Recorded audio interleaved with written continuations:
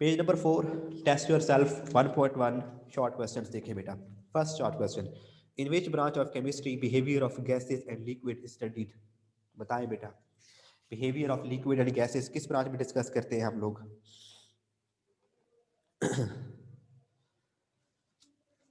शाबाश।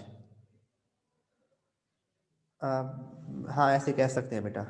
हाँ ठीक है, शाबाश। नहीं कैफ बेटे, बायोकेमिस्ट्री में देखें ना, बायोकेमिस्ट्री में लिविंग ऑर्गेनिजम्स के अंदर केमिकल प्रोसेसेस को डिस्कस करेंगे। ये फिजिकल केमिस्ट्री में हुजैफा दिल ने ठीक बताया है। In physical chemistry we study about the behaviour of gases and liquids etcetera. तो वो है फिजिकल केमिस्ट्री। अगर आप फिजिकल केमिस्ट्री में जाके देखें तो उसमें लिखा हुआ भी है ये लाइन्स। उसके बाद कहते हैं डिफाइन बायोकेमिस्ट्री। तो सिर्फ आप बायो, अगर ये पेपर में शॉर्ट क्वेश्चन आता है तो खबरदार किसी बच्चे ने सिर्फ बायोकेमिस्ट्री की डिफाइन किया। डिफाइन करने के साथ अगर आप लोगों ने बेटा स्कोप नहीं लिखोगे तो नंबर नहीं मिलेंगे, स्कोप भी लिखने साथ। Third, which branch of chemistry deal with the preparation of paints and paper.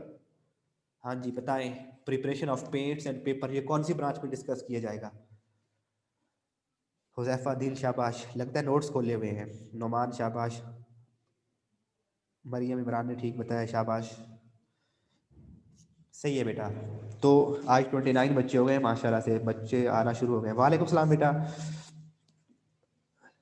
Hari मदरान chemistry, अच्छा सरप्राइज हो रहे हैं कि केमिस्ट्री, बेटा केमिस्ट्री की क्लास हो रही है। सर माजिद साहब आज नहीं थे तो फिर बजाय इसके कि मैं भी फारिग बैठा रहता तो आप लोगों को लेक्चर ले लेते हैं, जल्दी आप लोग फ्री हो जाओगे। अच्छा उसके बाद बेटा कि वी नो दैट, जी जी बेटा मरियम बहानूर हैं आप, ठीक है। तो इंडस्ट्रियल केमिस्ट्री बेटा, पेपर और पेंट वगैरह की किसी भी सब्सटेंस को अगर कमर्शियल लेवल पे प्रिपेयर करना है तो उसकी जो स्टडी है वो इंडस्ट्रियल केमिस्ट्री में आएगी। फोर्थ क्वेश्चन की तरफ मूव करें, in which branch of chemistry are the metabolic processes of carbohydrates and proteins are studied. ये बताएं बेटा, अब in which branch of chemistry the metabolic processes etcetera are studied. शाबाश। कैफ बताओ बेटा, in which branch of chemistry the metabolic processes. अब बेटा metabolism हो रहा है, कंप्यूटर वाले बच्चों को नहीं पता होगा टर्म मेटाबॉलिज्म से। हमारी बॉडी के अंदर जितने भी प्रोसेसेस हो रहे हैं, आप खाना खा रहे हो, वो खाना खाने की डाइजेशन हो रही है, फिर उससे आपको एनर्जी मिल रही है, आपकी बॉडी में न्यू सेल्स बन रहे हैं, प्रोटीन्स बन रहे हैं, कार्बोहाइड्रेट्स लिपिड्स फैट्स बन रहे हैं। तो ये सारी बॉडी के अंदर हमारे जो ब्रेकिंग और मैन्युफैक्चरिंग जितने भी पार्ट्स हैं, जी सर नहीं पेंसिल नहीं है, तो ये हमारी बॉडी में जितने भी प्रोसेसेस हो रहे हैं इनको हम कलेक्टिवली कहते हैं metabolism.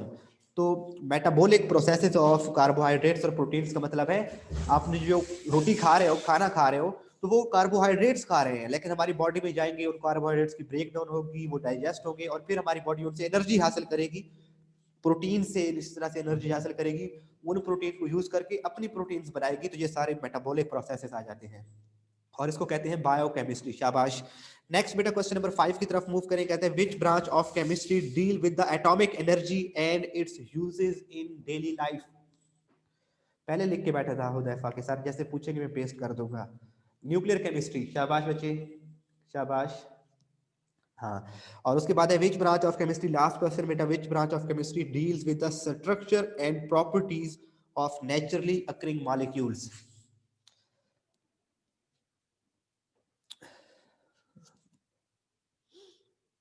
Structure, which branch of chemistry deals with the structure and properties of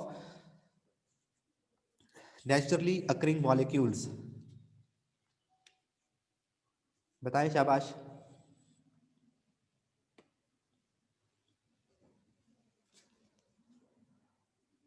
ठीक बताया अफरोजा ने, और बच्चे बताएं। नहीं बेटा हुजैफा आपने सही नहीं बताया। बेटा फिजिकल केमिस्ट्री में नहीं ये डिस्कस करते हैं ना, स्ट्रक्चर किस में डिस्कस किया जाता है? जो नेचुरली अकरिंग बेटा मॉलिक्यूल्स है ना, ऑर्गेनिक मॉलिक्यूल्स हैं, उनकी स्टडी ऑर्गेनिक केमिस्ट्री में फॉल करती है।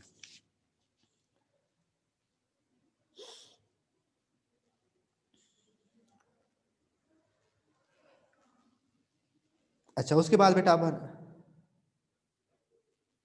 ठीक है, ऑर्गेनिक बेटा, ऑर्गेनिक केमिस्ट्री।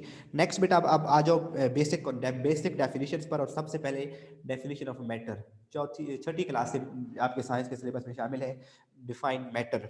तो मैटर बेटा कोई भी वो चीज़ है, तो शॉर्ट क्वेश्चन यहाँ पे लिखते जाए, इसी पेज के ऊपर शॉर्ट क्वेश्चन लिख ले। Define matter, define substance. मैं लिख लेता हूँ यहाँ पे, आप लोग लिख लेंगे। पहला है बेटा डिफाइन मैटर। मैटर क्या होता है? थोड़ा सा ऊंचा बोल लूँ या माइक को थोड़ा सा ऊंचा लगा देते हैं? जी बेटा मैटर। अब ठीक है बेटा, नाम है खुशबू। ये कौन सा बच्चा है बेटा, आपने नाम चेंज किया हुआ है? ऐसा बच्चा को हमारी क्लास में था तो नहीं। अच्छा, पहला बेटा यहाँ पे शॉर्ट क्वेश्चन एक लिखेंगे, डिफाइन मैटर। उसके बाद है बेटा डिफाइन सब्सटेंस।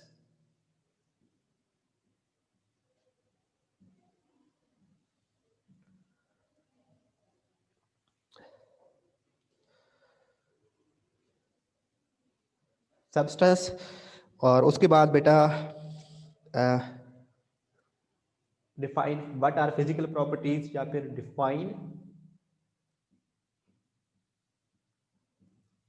Physical properties. ये आप नीचे देखे ना बेटा उस बुक में, वो हेडिंग्स बोल्ड बोल्ड लिखे हुए हैं, तो ये सारे शॉर्ट क्वेश्चन हैं।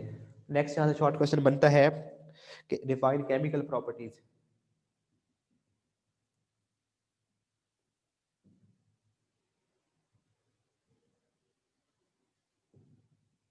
और इन दो में डिफरेंस भी आता है कि differentiate between physical properties and chemical properties. Differentiate between physical properties and chemical properties, ये इनका डिफरेंस शॉर्ट क्वेश्चन में भी आता है। तो हाँ, मिक्सचर भी है इधर। मिक्सचर की डेफिनेशन बेटा आप आगे पढ़ेंगे तो इसलिए मैंने यहाँ पे नहीं लिखी। मिक्सचर की डेफिनेशन आप पढ़ोगे पेज नंबर 8। पेज 8 पर आप मिक्सचर की डेफिनेशन, काफी डिटेल्स थी ना मिक्सचर हमारा पूरा, वहाँ पे मिक्सचर की दो टाइप्स आती है, मिक्सचर होता क्या है, तो उसकी ज्यादा बेहतर डेफिनेशन पेज 8 पर आएगी, तो इसलिए मैंने उसको यहाँ पे नहीं लिखा, उसको बाद में पढ़ेंगे। अच्छा, अभी उसको रीड कर लेंगे, उसका कॉन्सेप्ट ले लेंगे होता क्या है, लेकिन शॉर्ट क्वेश्चन उसको हम मार्क करेंगे पेज नंबर 8 पर जाकर। तो बेटा सबसे पहले तो मैटर, आप लोग छठी सातवीं क्लास में पढ़ते आ रहे हो। अभी यहाँ पे एक बच्चे ने बताया, अभी कैफ ने बताया भी था कि anything that have some mass and that occupies some space. कोई भी चीज जिसका कुछ वजन है, आप ये हवा इधर हमारे सामने ये सारी एयर मौजूद है, हमें नजर नहीं आ रही, लेकिन उसने जगह ऑक्युपाई की हुई है, और उसका कोई ना कोई वेट भी है, वो हमारे ऊपर, हमारी बॉडी के ऊपर उसका वेट पड़ रहा है। हम उसको फील एग्जैक्ट नहीं कर सकते, लेकिन उस एयर को मेजर करने वाले इंस्ट्रूमेंट्स मौजूद हैं। तो कोई भी चीज है जिसने जिसने स्पेस ऑक्युपाई करनी है और उसका मैस है, that is will be called matter. Matter is simply defined as anything that has mass and occupies space. Our bodies, for example लिख दोगे आगे, अब एग्जाम्पल आ जाएगी, अब डेफिनेशन के साथ आपने एग्जाम्पल लिखनी है। For example, our bodies as well as all things around us are examples of matter. In chemistry यहाँ तक काफी होगा बेटा। मैटर की डेफिनेशन आती है तो आपने एग्जांपल और डिफाइन करके डिफाइन किया और एग्जांपल दी, काफी है। उसके बाद ये लाइन जस्ट रीड करते हैं, in chemistry we study all types of matter that can exist in any three physical states. Matter चाहे सॉलिड स्टेट में हो, चाहे लिक्विड स्टेट में हो, चाहे गैसियस स्टेट में हो, हम उसको स्टडी करते हैं केमिस्ट्री में। नीचे आ जाए बेटा सब्सटेंस की डेफिनेशन। सब्सटेंस, अब बेटा ये जो बोर्ड बना हुआ है, ये देखिए, इसका ऊपर वाली लेयर किसी और चीज से बनी हुई है, इसका अंदर जो अंदर का मटेरियल है वो किसी और चीज से बना हुआ है, तो ये प्योर फॉर्म में नहीं है। कोई सब्सटेंस अगर प्योर, कोई भी चीज, कोई भी मैटर अगर प्योर फॉर्म में होगा तो उसे कहेंगे सब्सटेंस। मैटर अगर प्योर फॉर्म में, यानी कि उसके अंदर कोई और चीज मिक्स नहीं की हुई, यानी कि बेटा मैटर है ना,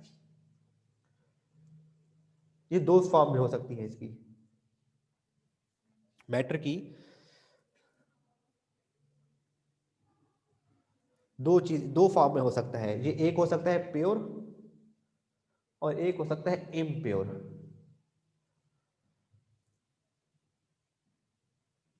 यहां तक एग्री कर रहे हैं ना बच्चे?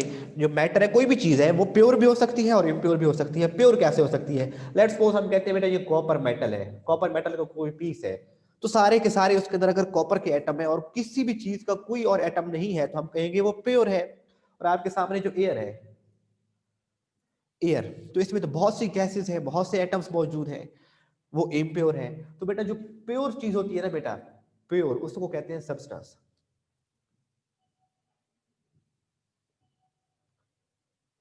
प्योर चीज को क्या कहेंगे? सब्सटेंस। और जो इम्प्योर चीज है बेटा उसे कहेंगे मिक्सचर। इम्प्योर चीज को क्या कहेंगे? मिक्सचर। ठीक है, तो matter can be either pure और इम्प्योर, और जो प्योर होगा वो सब्सटेंस कहलाएगा और जो इम्प्योर होगा वो मिक्सचर कहलाएगा। डेफिनेशन देखिए, a piece of matter in pure form is termed as substance. Every substance has a fixed composition and specific properties or characteristics. हर जो सब्सटेंस होगी बेटा उसकी कंपोजिशन फिक्स है, यानी कि वो सेम चीज से मिलकर बनी हुई है। अगर आप एस देख लें, H2O को देखो, प्योर होएगा अगर H2O है, प्योर H2O, तो इसकी कंपोजिशन फिक्स होगी। कंपोजिशन का मतलब ये है कि कहीं भी दुनिया में चले जाओ, वाटर के अंदर दो हाइड्रोजन होंगे और एक ऑक्सीजन होगा। ठीक है, कहीं पर भी चले जाए इसमें दो हाइड्रोजन होंगे और एक ऑक्सीजन होगा, ये इसकी कंपोजिशन है। तो जो सब्सटेंस है, जो प्योर सब्सटेंस है, उसकी कंपोजिशन फिक्स होती है। ठीक है, अगर आप चाय बनाते हो तो उसकी कंपोजिशन फिक्स नहीं है, कभी पानी ज्यादा हो जाता है, कभी दूध ज्यादा ऐड कर देते हैं, कभी चीनी ज्यादा ऐड कर देते हैं, कभी उसमें इलायची डाल देते हैं, तो वो कंपोजिशन उसकी चेंज होती रहती है, लेकिन चाय बन जाती है। तो वो सब्सटेंस मिक्सचर कहलाएगा। एयर देखें, कहीं पे धुआं ज्यादा प्रोड्यूस हो रहा है, कहीं पे प्लांट बहुत उगे हुए हैं तो वहां पे ऑक्सीजन ज्यादा होगी, कहीं पे फैक्ट्री लगी हुई है तो वहां पे कार्बन डाइऑक्साइड ज्यादा होगी, तो उसकी, लेकिन वो फिर भी एयर है, तो उसकी कंपोजिशन जो है वो फिक्स नहीं है।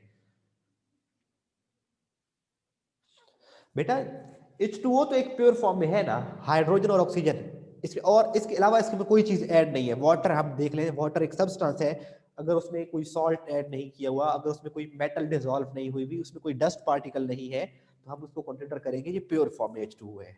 ठीक है बेटा, और इसमें कंपोजिशन फिक्स होती है ना, देखिए इसमें दो, हमेशा दो हाइड्रोजन और एक ऑक्सीजन मिलकर वाटर बनाएंगे। एयर में भी आप बच्चे कह सकते हैं कि सर एयर में भी तो चार पांच गैसें हैं, तो फिर उसको भी हम कह लें, लेकिन उसको भी हम कह सकते हैं कि वो प्योर है। लेकिन बेटा वो सब्सटेंस चाहे एयर में कभी ऑक्सीजन ज्यादा हो जाएगी, कभी एयर में नाइट्रोजन ज्यादा होगी, कहीं पर कार्बन डाइऑक्साइड ज्यादा होगी, कहीं पर ओजोन आ जाएगी, कहीं पर डस्ट पार्टिकल आ जाएंगे, लेकिन फिर भी वो एयर तो होगी, यानी कि उसकी कंपोजिशन फिक्स नहीं है, उसकी कंपोजिशन वेरिएबल है। तो जहां से ये सिर्फ याद रखना है कि जो सब्सटेंस है उसकी कंपोजिशन क्या होती है? फिक्स्ड होती है। सब्सटेंस प्योर चीज है और उसकी कंपोजिशन क्या होती है? फिक्स्ड होती है। तो ये दो लाइनें लिखेंगे बेटा, पहली यहां से शुरू करेंगे, piece of matter in pure form is termed as substance. Every substance has a fixed composition and specific properties और कैरेक्टरिस्टिक्स, और उसके स्पेसिफिक प्रॉपर्टीज और कैरेक्टरिस्टिक्स होते हैं। ठीक है बेटा, अब उसके बाद बेटा वेयर एज आके कहता है, whereas impure matter is called mixture. जैसे आपको बताया कि जो मैटर इम्प्योर होता है उसे क्या कहते हैं? मिक्सचर कहते हैं। अभी मिक्सचर की फिर आगे हम डिटेल पढ़ेंगे नेक्स्ट टॉपिक्स में जाकर। विच कैन बी होमोजीनियस और heterogeneous in its composition. Homogeneous और हेट्रोजीनियस मैंने आप लोगों को छठे चैप्टर में बहुत काफी डिटेल से समझाया था। बेटा दो चीजों को मिक्स करो और अगर वो इक्वल इक्वल मिक्स हो जाए, बिल्कुल बराबर बराबर बराबर मिक्स हो जाए, तो उसको मिक्सचर को कहते हैं होमोजीनियस। और अगर आप दो चीजों को ऐसे मिक्स करो कि वो 100% इक्वल इक्वल मिक्स नहीं होती, तो वो मिक्सर कहलाता है हेट्रोजीनियस। जैसे आप पानी के अंदर सैंड ऐड कर दो तो रेत बॉटम में जाके बैठ जाएगी, वो है तो मिक्सचर, लेकिन नीचे वाले एरिया में सैंड है, पानी के ऊपर वाले एरिया में सैंड नहीं है, तो वो मिक्सचर क्या कहलाएगा? हेट्रोजीनियस। उसको फिर आगे जाके डिटेल में और भी पढ़ेंगे। नीचे आ जाए बेटा, कहता है अब फिजिकल प्रॉपर्टीज और केमिकल प्रॉपर्टीज की तरफ हम मूव करने जा रहे हैं। We know that every substance has physical as well as chemical properties. Physical properties, कोई भी किसी भी चीज की दो तरह की प्रॉपर्टीज होती हैं बेटा, एक फिजिकल प्रॉपर्टीज होती है, एक केमिकल प्रॉपर्टीज होती है। फिजिकल प्रॉपर्टीज वो होती हैं जो कि फिजिकल स्टेट से रिलेटेड होती है, मतलब किसी सब्सटेंस का कलर क्या है, किसी सब्सटेंस की डेंसिटी क्या है, किसी सब्सटेंस की स्मेल कैसी है, ये सारे उसकी फिजिकल स्टेट से रिलेटेड प्रॉपर्टीज हैं, तो ये उनकी फिजिकल प्रॉपर्टीज कहलाएगी। और केमिकल, देखें ना वाटर की फिजिकल प्रॉपर्टीज मुझे बताएं क्या है वाटर की।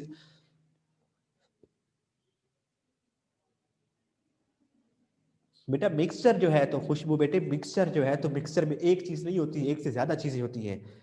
शायद आपने छठा चैप्टर नहीं पढ़ा, आई डोंट नो आप कौन से स्टूडेंट हैं, आपका एग्जैक्ट नाम मुझे नहीं मालूम, पहले तो मुझे अपना नाम बताओ, आप हो कौन। तो बेटा होमोजीनियस मिक्सचर और हेट्रोजीनियस मिक्सचर, दो चीजें मैं आपको कहता हूँ करें। एक तरफ आपके पास बेटे है, इसमें भी आपने वाटर लिया हुआ है और इसमें भी आपने वाटर लिया हुआ है, इसमें आप ऐड कर दो सॉल्ट और उसको पानी में अच्छे तरीके से डिसॉल्व कर लो। ठीक है बेटा, अब चाहे पानी यहाँ पर मौजूद है, चाहे पानी इस कॉर्नर में मौजूद है, चाहे पानी यहाँ पर मौजूद है, चाहे यहाँ पर, चाहे यहाँ पर, उसके अंदर सॉल्ट इक्वल इक्वल डिसॉल्व हो चुका है, उसे कहेंगे होमोजीनियस। और इधर आप इसमें ऐड कर दो सैंड, अब सैंड नीचे बॉटम में मौजूद बैठ जाएगी जाकर, तो इधर सैंड है, ऊपर वाले वाटर में सैंड नहीं है, तो ये मिक्सर कहलाएगा हेट्रोजीनियस। तो हाँ, वाटर की बेटा फिजिकल प्रॉपर्टीज, बच्चे कह रहे हैं कि वाटर जो है ना, वाटर का टेस्ट नहीं होता, एक कह रहा है वाटर इज वेट, बल्ले भाई तुम्हारे बेटा। वाटर की फिजिकल प्रॉपर्टीज क्या है कि ये 0 डिग्री सेंटीग्रेड पे फ्रीज होता है, 100 डिग्री सेंटीग्रेड पे बॉयल होता है, इसका कोई कलर नहीं है, कलरलेस है, इसका कोई टेस्ट नहीं है, टेस्टलेस है, इसकी कोई स्मेल नहीं है, ओडोरलेस है, इसकी डेंसिटी 1.0 ग्राम पर डेसीमीटर क्यूब है। तो ये सारी इसकी फिजिकल प्रॉपर्टीज है। अब इसकी केमिकल प्रॉपर्टीज क्या होंगी? केमिकल प्रॉपर्टीज जो होंगी कि अगर इसके साथ एसिड करेक्शन करवाएं तो कैसे रिएक्ट करेगा, अगर इसमें हम सॉल्ट ऐड करें तो सॉल्ट के साथ यानी कि NaCl के साथ ये कैसे रिएक्ट करेगा, केमिकल रिएक्शन कैसे देगा, तो वो प्रॉपर्टीज कहलाती है केमिकल प्रॉपर्टीज, वो केमिकल स्टेट के साथ रिलेटेड होती है। तो देखिए बेटा, अब इसकी we know that every substance has physical properties as well as chemical properties। अब यहाँ से शुरू करेंगे बेटा फिजिकल प्रॉपर्टीज का आंसर, दूसरी लाइन से शुरू करेंगे फिजिकल प्रॉपर्टीज का answer. The properties that are associated with the physical state of the matter are called physical properties. the properties which are associated with the physical state of matter are called physical properties. For example, color, smell, taste, hardness, shape of crystal, solubility, कोई चीज किसी में कितनी soluble होती है, solubility, melting और boiling point etc। ये सारी क्या है बेटा, फिजिकल प्रॉपर्टीज है। ठीक है, यहां तक करेंगे। और फिजिकल प्रॉपर्टीज को रिवर्स कराया जा सकता है, यानी कि आपने वाटर को फ्रीज करवाया है, फ्रीज हो गया, बर्फ बन गई, फिर मेल्ट होकर दोबारा वाटर बन सकता है। तो ऐसी इसमें सिर्फ फिजिकल चेंजेस आती है बेटा। For example, when ice is heated it melts to form water, and when water is further heated it boils to give steam. In this entire process only the physical state of the water changes where its chemical composition remain the same। ये समझने के लिए बेटा बात बता रहा हूँ, आपने उसकी जस्ट एग्जाम फिजिकल प्रॉपर्टीज को डिफाइन करना है, उसकी एग्जांपल देनी है। कहते हैं आपके पास बर्फ है तो इसमें सारा H2O, इसको आप हीट करो तो ये क्या बन जाएगा, वाटर बन जाएगा, है तो सारा फिर भी H2O। फिर इसको और हीट करो, ये वेपर्स बन के उड़ जाएगा, है तो फिर भी H2O।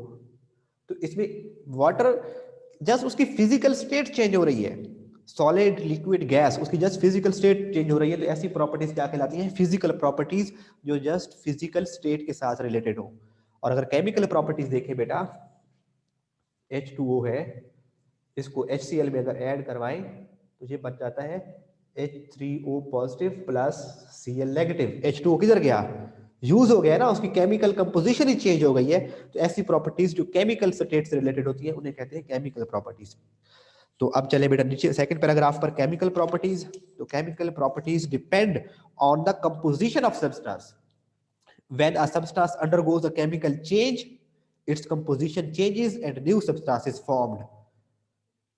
For example, decomposition of water is a chemical change as it produces oxygen and hydrogen gases। एक और प्रोसेस, एक और एग्जांपल देते हैं बेटा इसकी, यहां तक इसको मार्क करेंगे। ये जो लिखा हुआ है ना बेटा फोर्थ लाइन में कि it produces hydrogen and oxygen, ये H2O है बेटा। अगर इसमें से इसकी हाइड्रोलिसिस करवाएं, अब बच्चे पूछेंगे सर हाइड्रोलिसिस क्या होती है, तो बेटा मैं आप लोगों को 7th चैप्टर में हाइड्रोलिसिस का टॉपिक पढ़ा कर आया हूं। पेज नंबर है, हाइड्रोलिसिस का टॉपिक आप लोगों ने पढ़ा था पेज नंबर 122 123 पर, 122 123 पर, कि वाटर में से जब इलेक्ट्रिक करंट पास करवाते हैं तो ये बन जाता है H2O plus O2।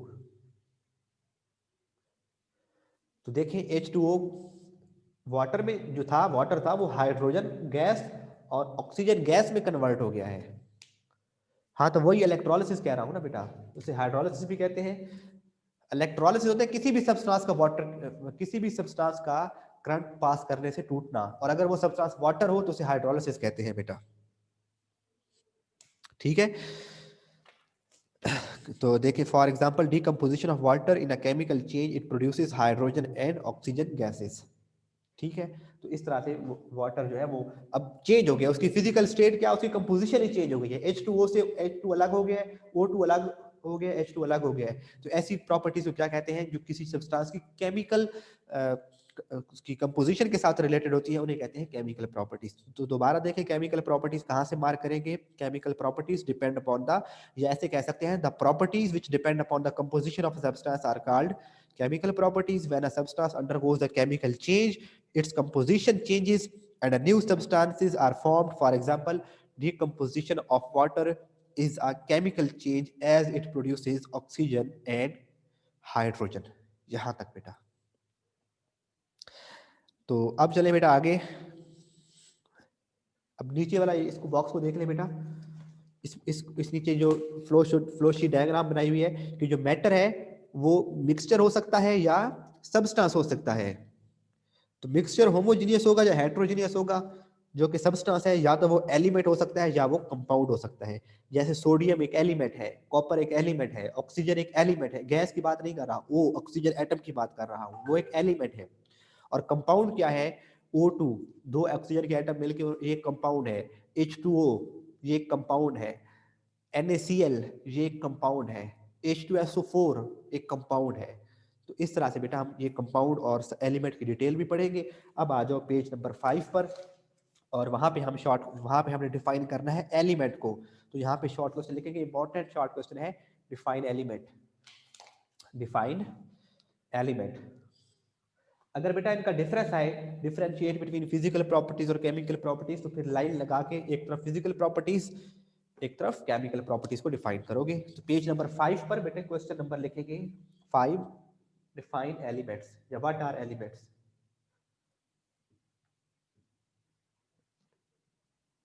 What is element.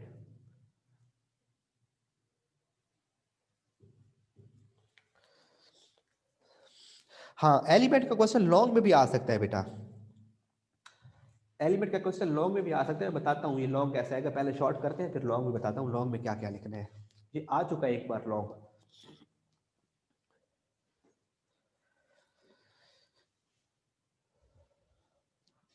चले बेटा मूव करें इसकी तरफ। व्हाट इज एलिमेंट, मैं रीड कर रहा हूँ स्टार्ट से, आप लोग साथ में फॉलो करेंगे, अभी कुछ मार्क नहीं करना। In the early ages only 9 elements, carbon, gold, silver, tin, mercury, lead, copper, iron, and sulfur were known. At that time, it was considered that elements were the substances that could not be broken down into simpler units by ordinary chemical process. पुराने वक्तों में सिर्फ 9 element से वो scientist जो थे उनसे वो familiar थे, और उनका ये मानना था, दे बिलीव दैट, कि उन एलिमेंट्स को मजीद सिंपलर यूनिट्स में नहीं तोड़ा जा सकता। यानी कि they were not familiar with electron, proton, neutron. देखिए अब तो हम किसी भी एटम के इलेक्ट्रॉन, प्रोटॉन, न्यूट्रॉन अलग कर सकते हैं। उस वक्त वो ये समझते थे कि एटम को मजीद डिवाइस नहीं किया जा सकता।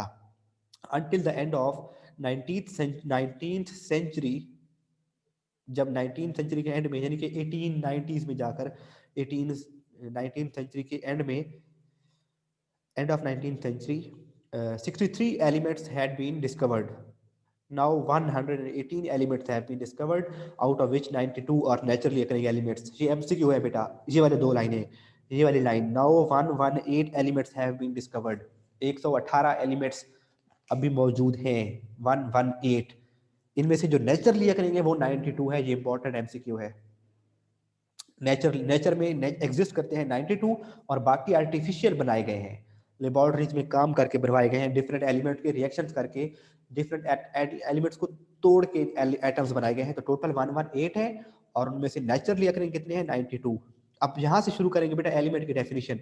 Modern definition of element is that, यहाँ से शुरू करेंगे डेफिनेशन एलिमेंट की, मार्क करेंगे कि एलिमेंट हेडिंग देंगे और यहाँ से शुरू करेंगे। It is a substance, element एक सब्सटेंस है प्योर फॉर्म में होगी, यानी कि सब्सटेंस आप डेफिनेशन पढ़ के आए हो कि सब्सटेंस प्योर, कोई भी चीज जो प्योर है वो एलिमेंट कहलाती है।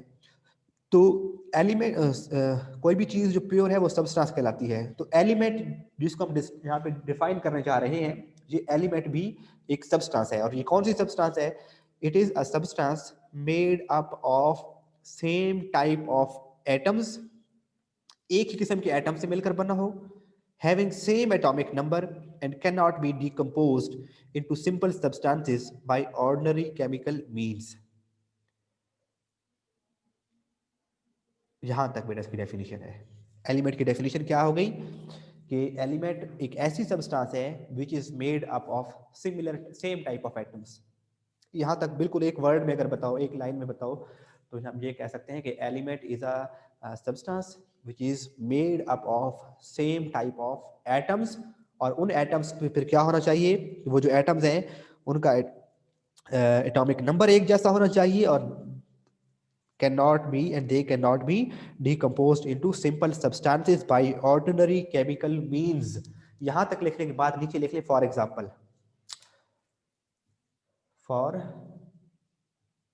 एग्जाम्पल। और एग्जाम्पल में ये खुद लिखेंगे, और फॉर एग्जाम्पल ऑक्सीजन, गैस नहीं लिखनी, जस्ट ऑक्सीजन एटम की बात कर रहे हैं, ऑक्सीजन, हाइड्रोजन, कार्बन एटसेट्रा, ऐसे लिखोगे।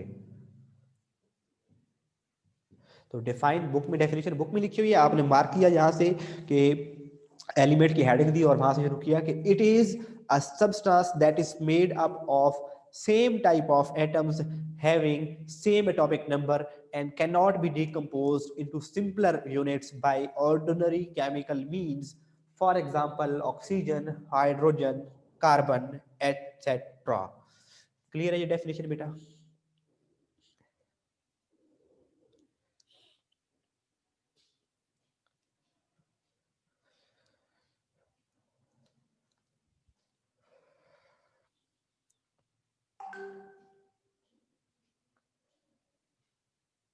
ठीक है बेटा यहां तक?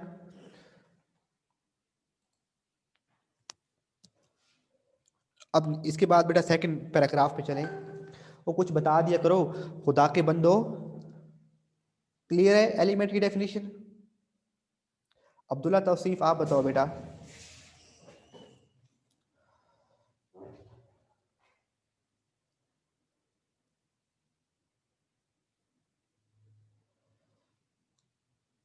अब बेटा नेक्स्ट नीचे वाले सेकंड पैराग्राफ की तरफ चलते हैं। Elements occur in nature in free और कंबाइंड फॉर्म, दोनों स्टेट्स में होते हैं, फ्री भी होते हैं और कंबाइंड फॉर्म में भी होते हैं। All the naturally occurring elements found in the world have different percentages in earth crust, ocean and atmosphere. हमारे एटमॉस्फेयर में डिफरेंट एलिमेंट्स की डिफरेंट परसेंटेज है। अर्थ क्रस्ट जो हमारी सॉइल है, जो हमारी मिट्टी है, उसमें डिफरेंट एटम एलिमेंट्स की डिफरेंट परसेंटेज है। और ओशन के अंदर डिफरेंट एटम्स की डिफरेंट कंपोजिशन है।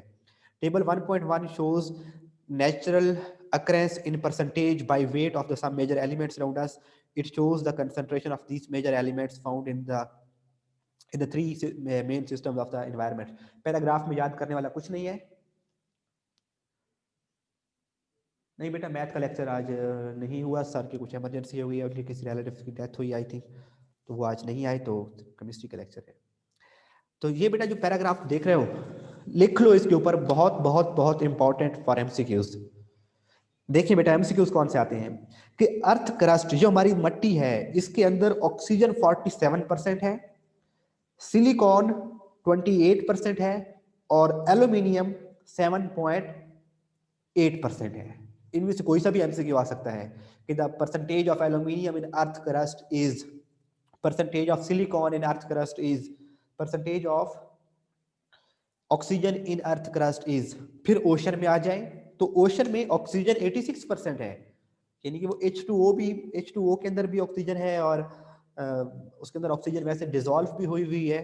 तो अक्सर बच्चे ये कहते हैं सर, अक्सर बच्चों ने ये कहना है कि सर ये जो H2O है इसके अंदर तो हाइड्रोजन ज्यादा है, तो इसका फिर ज्यादा परसेंटेज होनी चाहिए वाटर के अंदर, सी वाटर के अंदर। तो एक्चुअली बेटा देखिए हाइड्रोजन का मैस है 1, दूसरे हाइड्रोजन का मैस है 1, और ऑक्सीजन का मैस है 16, तो टोटल मैस है 18। तो वाटर के अंदर हाइड्रोजन का मैस है 2/18 और ऑक्सीजन का मैस है 16/18, तो ऑक्सीजन का मैस ज्यादा है, इसीलिए ये कंफ्यूजन में नहीं जाना कि सर H2O में तो हाइड्रोजन ज्यादा होते हैं, तो फिर समंदर के पानी में ऑक्सीजन कैसे ज्यादा हो गई, तो ऑक्सीजन का मैस ज्यादा है। समंदर के पानी में, ओशन में 86% ऑक्सीजन, हाइड्रोजन 11% है और क्लोरीन 1.8% है। उसके बाद एटमॉस्फेयर, हवा में नाइट्रोजन 78% है, ऑक्सीजन 21% है और आर्गन 0.9% है। तो ऊपर के पैराग्राफ में सिर्फ एक डेफिनेशन बेटे आपके काम की चीज थी,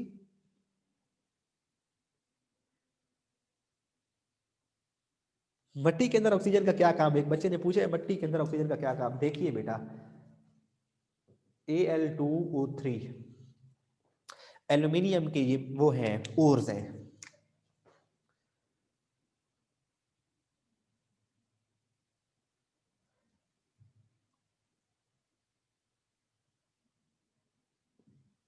NaClO3, तो इनके अंदर ये सॉलिड चीजें हैं। रेत है, सैंड, SiO2, रेत सारी SiO2, तो इस ऑक्सीजन का क्या काम बताओ। बच्चा पूछता है सर मिट्टी के अंदर ऑक्सीजन का क्या काम, तो बेटा मिट्टी के अंदर ऑक्सीजन कंबाइंड फॉर्म में मौजूद है, दूसरे एटम्स के साथ कंबाइंड फॉर्म में मौजूद है, साल्ट्स की फॉर्म में मौजूद है।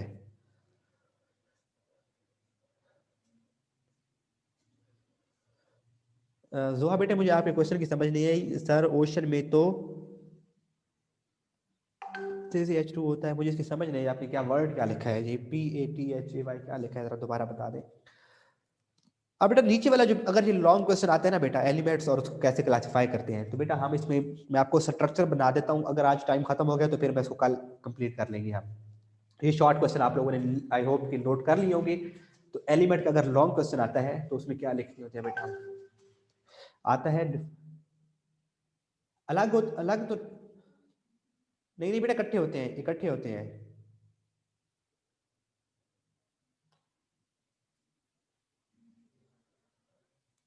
अच्छा, हो सकता है बेटा आप जैसे कह रहे हो तो ऐसा ही हो।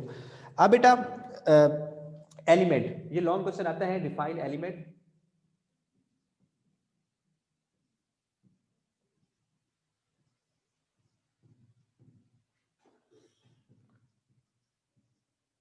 How are they classified.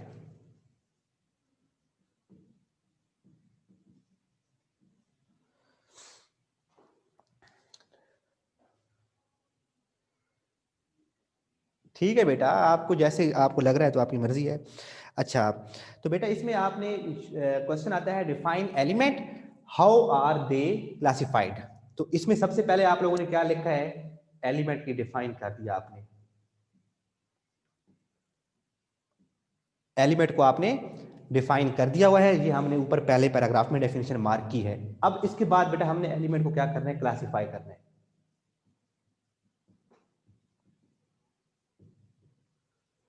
Classification,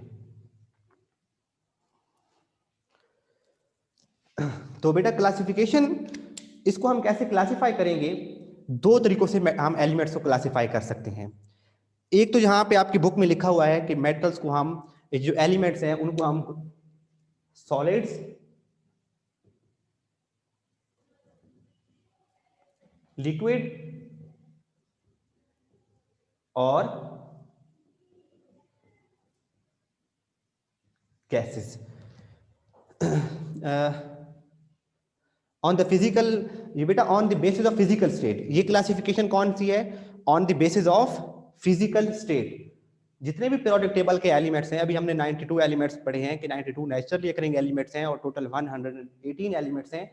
तो उनको हम क्लासिफाई कर सकते हैं तीन ग्रुप्स में, सॉलिड, लिक्विड एंड गैसेस। अब देखिए बेटा इस पैराग्राफ में यही लिखा हुआ है, हेडिंग्स नहीं बनी हुई, वहां पर हेडिंग्स नहीं बनी हुई, तो आपने इसकी हेडिंग्स बनानी है। जैसा कि सॉलिड एलिमेंट कौन कौन से हैं, उसने एग्जांपल दी है बेटा कि एलिमेंट्स में बी सॉलिड, लिक्विड और गैसेस। तो majority of the element exist as solid. तो जो मेजॉरिटी ऑफ एलिमेंट है बेटा पीरियोडिक टेबल के, they are found in solid state.